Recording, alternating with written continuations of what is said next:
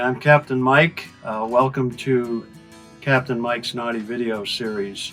What we're going to demonstrate this morning are two knots that are very typical to be used in the boating industry. They're two knots that every vessel operator and every crew member and anyone who spends time on the water really should be familiar with. And one of them is the Common Cleat Hitch, and there really is only one proper way to do that cleat hitch. Essentially what it does is it secures the vessel close to the dock and secures the vessel in such a way that knot can be easily undone when departing the dock. We have a line coming in from the right hand side. It's very important to go to the opposite end of the cleat. If the line were coming from the left hand side, again, not the inside horn on the cleat, but the outside horn. So this line's coming in from the right. I'm going to the far left of this cleat.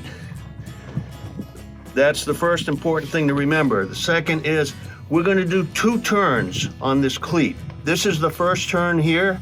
The second turn is under this horn right here. Once we've done those two turns, then we start the figure eight. There's your figure eight. Now this is an important step that's often forgotten, and that is when this locking loop is done, it isn't done toward the boat. It always needs to be done away from the line coming into the cleat. So I am going to loop this over away from the line that's coming to the cleat.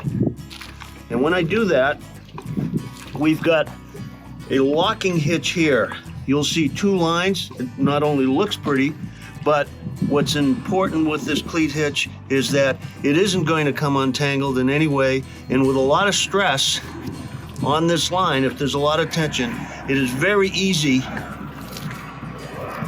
to remove it. If you were to come in on the inside, this line would lock up.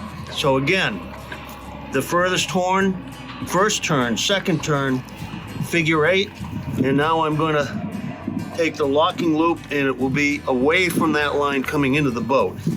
And then you can do your coil or a Flemish coil, which is a little bit neater and better looking. The other is the bowline hitch, and the bowline hitch is used for a variety of reasons. I'm holding a line here.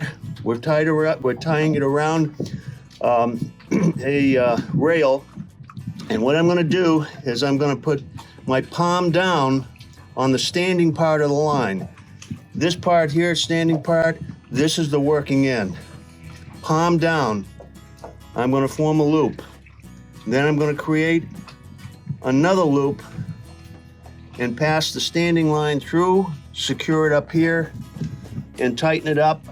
And we have a bowline knot which will stay secured.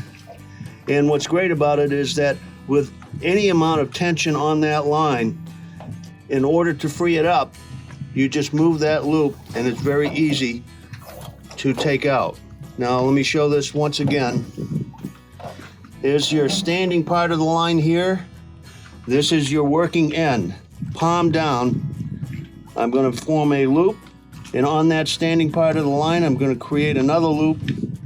I'm going to pass through the working end and hold it right here, tighten it up, and you have your standard bowline knot. This can be done in 5 seconds. And these are two knots that we're putting on video because we think they're very important, and in as much as I am happy to demonstrate them to each individual on a one-on-one basis, we feel that this may cover more territory and give everybody an opportunity to look at them more than once and get very used to doing those knots on a practical basis, and practice makes perfect.